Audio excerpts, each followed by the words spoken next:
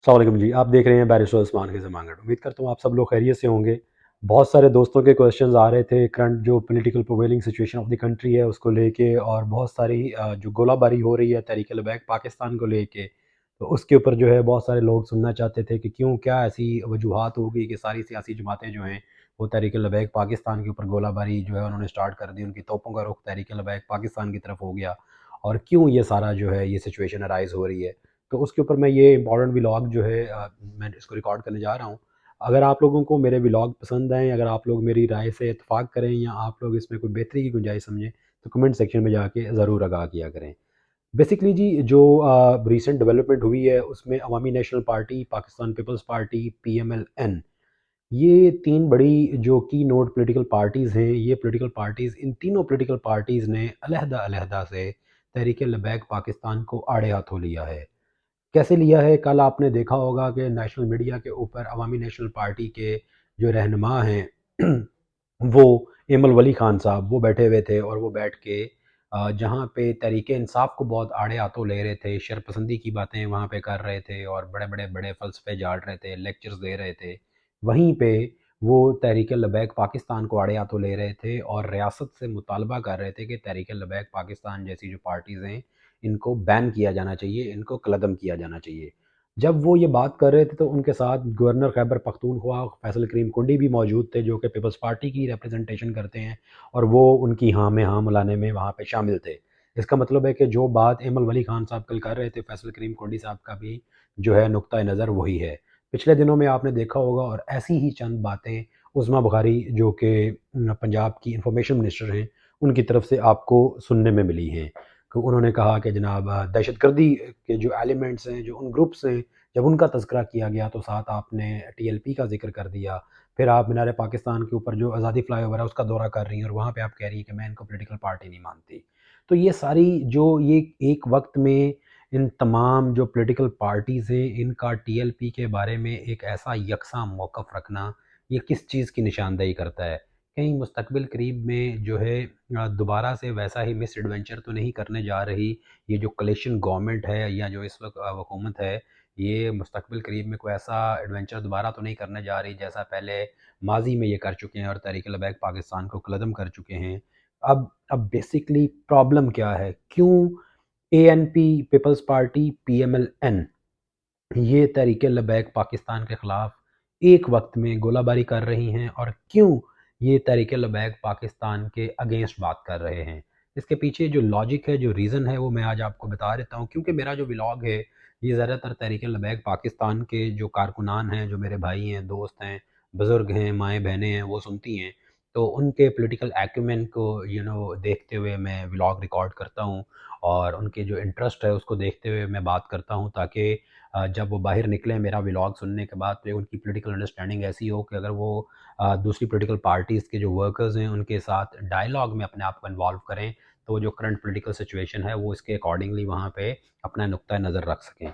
आप देखें जी, जो पाकिस्तान की इस वक्त सूरत हाल है, जो नौजवानों की सूरत हाल है, जो आवाम की सूरत हाल है, उसमें आप देखें तो जो पाकिस्तान में, मैं जब भी, हाँ एक और बात है, मैं जो मेरिट की बात होती है और जो आवाम की राय होती है, मैं उसको विदाउट एग्जैजरेशन रिकॉर्ड भी करवाता हूँ और उसको बोलता भी हूँ, और मैं ये नहीं देखता कि मेरी वाबस्तगी किधर है या सुनने वालों की वाबस्तगी किधर है।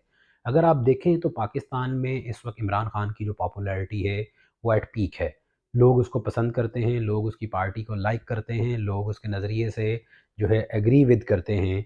हाँ, लेकिन जो हमारे बरसरे इक़्तिदार लोग हैं, वो इस वक्त तहरीक इंसाफ को ना पसंद करते हैं, ना उनके नज़रिए से एग्री विद करते हैं, ना ही वो उनको आगे सियासी जो है जो मंज़रनामा है उसमें उनके लिए कोई जगह देखते हैं, और उसको वाइप आउट करने की पूरी कोशिश कर रहे हैं।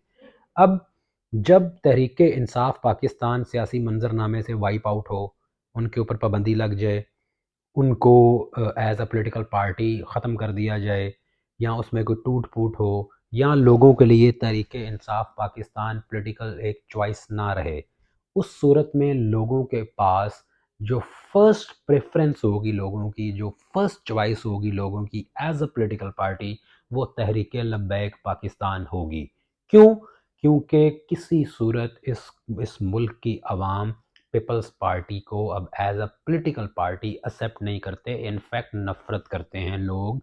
और लोग ताने देते हैं इनको, और लोग लोग बिल्कुल भी इनको as a political leader follow करने को अब तरजीह नहीं देते। मुस्लिम लीग नवाज़ का हाल आपने देखा, मुस्लिम लीग नवाज़ के साथ भी यही पोजीशन है, लोग उनको किसी सूरत एक्सेप्ट करने को तैयार नहीं है। और जो एएनपी है, जो एमल वली खान साहब, जो अपने आप को बहुत बड़ा लीडर समझते हैं, मैं उनको एक मोहल्ले का लीडर समझता हूँ, एक सूबे का लीडर भी नहीं समझता। एमल वली खान साहब जो हैं, वो बेसिकली तहरीक लबैक पाकिस्तान के ऊपर भी गोलाबारी इसलिए कर रहे हैं कि अगर लोग उनको एक्सेप्ट नहीं करेंगे, पीटीआई पॉलिटिकल सिनेरियो से सीन से वाइप्ड आउट होगी, तो लोगों की जो फर्स्ट प्रेफरेंस है वो तहरीक लबैक पाकिस्तान बन के आएगी।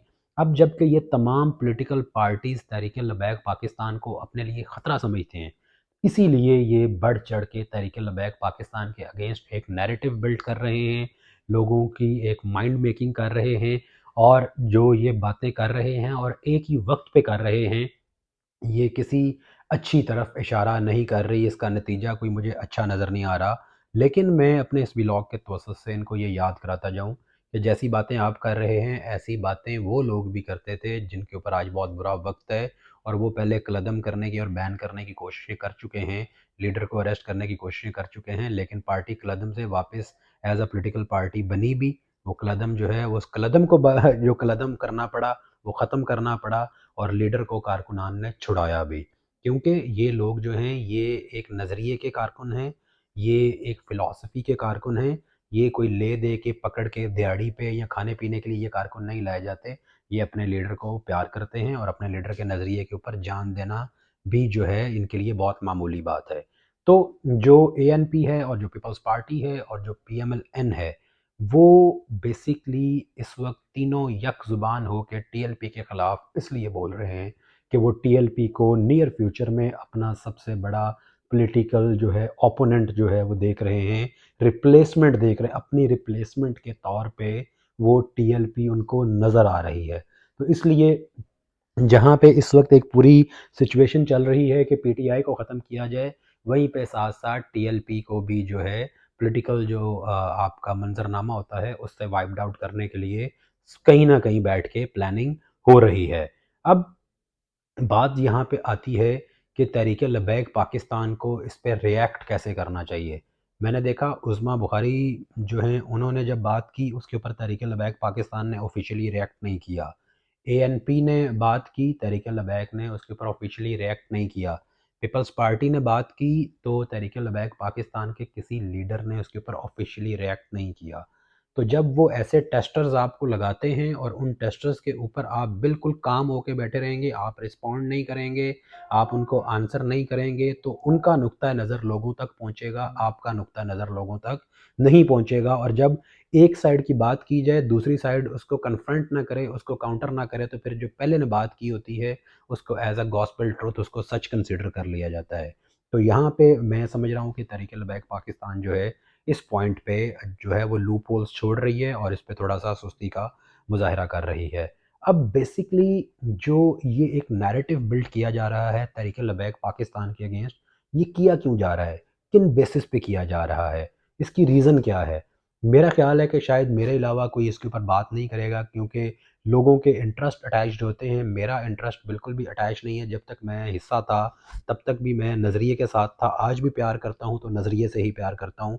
लेकिन मैं ये जुर्रत रखता हूँ कि मैं इसके ऊपर बात करूँ, और पहले भी करता था, आज भी करूँगा। ये मुश्किलात पैदा क्यों हो रही हैं? ये मुश्किलात लोगों को ये कहने शरपसंद कहने का, और ये सारे ये वजूहात लोगों के पास, ये रीज़न्स आ कहाँ से रही हैं? ये कहाँ से लोगों को शय मिल रही है, और कौन-सा ऐसा सॉलिड एविडेंस है जिसको देखते हुए वो हमें शरपसंदी में शामिल कर लेते हैं हमेशा, और कभी भी हमें as a political force consider करने में वो तैयार नहीं होते। इसकी बुनियादी वजह एक ही है कि हमारे मरकज़ से लेके नीचे हमारे वार्ड लेवल तक हम आज तक एक पॉलिसी जो है वो डिफ़ाइन नहीं कर सके। तहरीक लबैक पाकिस्तान अपनी पॉलिसी नहीं बना सकी। तहरीक लबैक पाकिस्तान 2 पॉलिसी है, लेकिन वो इतनी एक्सपैंडेड या इतनी वो बड़ी पॉलिसी नहीं है, या इतनी वो जो है आप कह लें कि डेवलप्ड पॉलिसी नहीं है, कि नीचे तक बेसिकली जब एक पॉलिटिकल पार्टी बनती है तो उस पॉलिटिकल पार्टी के टॉप नॉच लीडरशिप से लेके नीचे तक जो वार्ड लेवल तक जो वर्कर होता है उसको basically the manifesto of the party जो कोई मंशूर होता है, और पार्टी का वर्किंग प्लान जो है वो उसकी फिंगर टिप्स पे होना चाहिए। पार्टी को अपने वर्कर को बताना चाहिए कि हमने पॉलिटिकल सिनेरियो में इस तरह जो है हमने एक्सेल करना है, इस तरह हमने आगे बढ़ना है। बेसिकली जो चीज़ मैंने नोट की है, जो चीज़ मैंने देखी है, मरकज़ पॉलिसी देता है लेकिन वो पॉलिसी नीचे तक पहुंच नहीं सकती, क्योंकि बीच में जो लीडर्स बैठे हुए हैं वो उस तरह एक्टिवली काम नहीं करते। और जब वो मरकज़ का बयानिया नीचे तक पहुंच नहीं सकता, मरकज़ का काम करने का वो तरीका नीचे तक पहुंच नहीं सकता, तो फिर हर ओहदेदार और हर कारकुन वो अपनी मर्ज़ी के मुताबिक काम करने की कोशिश करता है। जैसा कि अभी आपने देखा कि कादियानियों के ख़िलाफ़ इक़दामात थे, गुस्ताख़ रसूल के ख़िलाफ़ जो हैं उनके ख़िलाफ़ जो इक़दामात होते हैं, पार्टी को इसके ऊपर एक प्रॉपरली अपना बयानिया सेट करना चाहिए। कारकुन को बताना चाहिए कि हमने रियासत में रहते हुए रियासत के कानून के तहत इन गद्दारों को हमने कैसे सज़ा दिलवानी है, इन गुस्ताखों को कैसे सज़ा दिलवानी है। पार्टी का जो लीगल सेटअप है, जो पार्टी का जो वुकला विंग है, वो इतना ज़्यादा स्ट्रॉन्ग होना चाहिए कि instead of taking the law into our own hands, कानून को हाथ में लेने की बजाय हमारा जो लॉयर विंग है वो इतना एक्टिवली रिस्पॉन्ड करे और वो इतना वेल ट्रेंड होना चाहिए कि जनाब हमारे वर्कर्स को वो कानून के मुताबिक काम करें, जो उनका डिज़ायर्ड जो वो रिज़ल्ट चाहते हैं वो भी इस तरह मिलेगा। और ये गिरफ्तारियां और ये जो एक आप इंटरनेशनल मीडिया हमारे अगेंस्ट आप देखते हैं फिर एक हाइप डेवलप करता है, इस सारी चीज़ से भी हम जो है वो बच सकेंगे। तो बेसिकली इसके ऊपर पार्टी को जो है इमरजेंसी बेसिस पे वर्क करने की ज़रूरत है और अपना इंफ्रास्ट्रक्चर इस तरह डेवलप करने की ज़रूरत है। मैं आप अब आप देखें कि जैसे चीफ़ जस्टिस वाला मामला आया, तो उस चीफ़ जस्टिस वाले मामले के ऊपर हमारी पार्टी ने कोई पॉलिसी स्टेटमेंट नहीं दिया। हमारी पार्टी के एक लीडर ने वो स्टेटमेंट दिया और उस स्टेटमेंट को दोहराने पे भी हमारे कारकुनान जो हैं वो अभी तक जेलें भुगत रहे हैं और अभी तक उनकी ज़मानतें नहीं हो रही, ट्रायल भुगत रहे हैं। तो बेसिकली जब हमने एक जलसा जुलूस रैली करना था तो पार्टी बेसिकली वहाँ पे अपना पहले बयानिया बनाती, उसको शूरा डिस्कस करती, डिस्कस करने के बाद उस बयानिए को हम आगे अवाम में फैलाते। लेकिन ऑल ऑफ सडन अगर आप तकरीर करेंगे और उस तकरीर से फिर आप इस तरह पार्टी की जो पॉलिटिकल जो स्टैंडिंग है उसको बहुत ज़्यादा आप जो है वो डैमेज करेंगे। दो रिजल्टेंटली टू दैट स्पीच ही आगे जितने इनिशिएटिव्स हुए और ख़त्म नबूवत पे जो डाका डल रहा था उसको रोकने की कोशिश की गई। लेकिन अगर इसको शुरा के अरकान और पार्टी प्रॉपरली बैठ के डिस्कस कर लेती और बेशक इसी तरीके से करती, लेकिन एक ना प्रॉपर लीगल मैनर इसको करती, तो आपका जो ये सारा काम हुआ है इसका क्रेडिट भी आपको जाता। काम सारा तहरीक लबैक पाकिस्तान ने किया है, क्रेडिट मौलाना फजल रहमान साहब ने इसका लिया है। तो बेसिकली इस चीज़ को देखने की, काउंटर करने की ज़रूरत है। दूसरी चीज़, कल जो बड़ी इंपॉर्टेंट डेवलपमेंट हुई वो तहरीक लबैक पाकिस्तान के अमीर हाफिज़ इनाम आसाद हुसैन रिजवी साहब, उनका जो खुतबा जुमा था उसमें उन्होंने बड़ी इंपॉर्टेंट बातें की और इतनी इंपॉर्टेंट बातें की कि जो सियासी समझ बूझ रखने वाले बंदे हैं, लाइक मैं उसको बहुत बड़ी पॉजिटिव डेवलपमेंट समझता हूँ। उसमें उन्होंने आला ज़रफ़ी का मुज़ाहरा किया, उन्होंने पीटीआई के ऊपर जो जुल्म हो रहा है उसकी उन्होंने मजम्मत की और साथ ये भी कहा कि जब आप हमारे ऊपर पीटीआई वाले जुल्म कर रहे थे तो हम तब भी कहते थे कि बाज आ जाओ। उसके बाद जो सबसे बड़ी बात उन्होंने अपने उस ख़िताब में की वो ये थी कि आप अभी भी आके मुजद्दिद वक़्त हाफ़िज़ अल्लामा ख़ादिम हुसैन रिज़वी रहमतुल्लाह अलैह की कब्र के ऊपर आएँ और आप आके माफ़ी मांगें और जो कारकुनान आपने शहीद किए थे उनसे आप माफ़ी मांगें। तो मेरे ख्याल में मुझे इससे एक जो मुझे इम्प्रेशन जाता है, तहरीक लबैक पाकिस्तान अगर पीटीआई माफ़ी मांगे तो तहरीक लबैक पाकिस्तान उनकी, और साथ ये भी कहा कि आप राह रास्त पे आएँ, आप ख़त्म नबूवत के लिए काम करें। तो मुझे जो इससे एक इम्प्रेशन मिलता है as a student of politics वो ये मिलता है कि अगर तहरीक इंसाफ जो है वो माफ़ी मांगे तो उस सूरत में तहरीक लबैक पाकिस्तान माफ़ करने की पोजीशन में है, माफ़ करना चाहती है। अगर ये काम हो जाए, तहरीक इंसाफ और टीएलपी, ये क्योंकि दोनों की इस वक्त स्ट्रगल ऑलमोस्ट अगर आप जाके देखें तो स्ट्रगल एक ही जगह पे पहुंचती है, which is for the supremacy of the messes. ये दोनों चाहते हैं, और जबकि टीएलपी चाहती है कि इस्लाम का निफाज हो। बात वो भी रियासत मदीना की करते हैं लेकिन एक्ट वो अदरवाइज़ करते हैं। तो यही बात अमीर तहरीक लबैक पाकिस्तान ने कल कही है कि जो कहते हैं अगर उस पर आप अमल भी करें, राह रास्त पे आएँ, माफ़ी मांगें, तो फिर मेरे ख्याल में रास्ते एक हो सकते हैं। ये बहुत बड़ी मेजर डेवलपमेंट है और पॉलिटिकल पार्टीज़ को अपने डोर्स जो हैं वो हमेशा एक दूसरे से नेगोशिएशन के लिए, बातचीत के लिए खुले रखने चाहिए।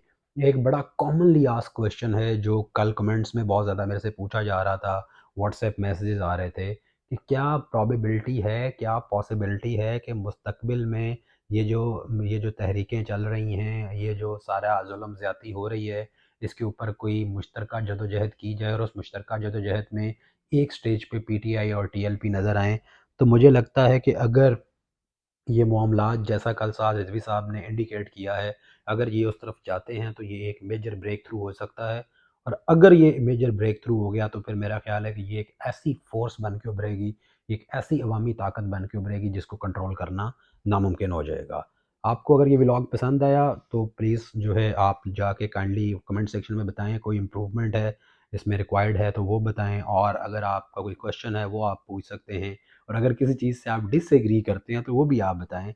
आपका वो पॉइंट भी जो है ओपन हार्टेडली वेलकम किया जाएगा। Thank you very much.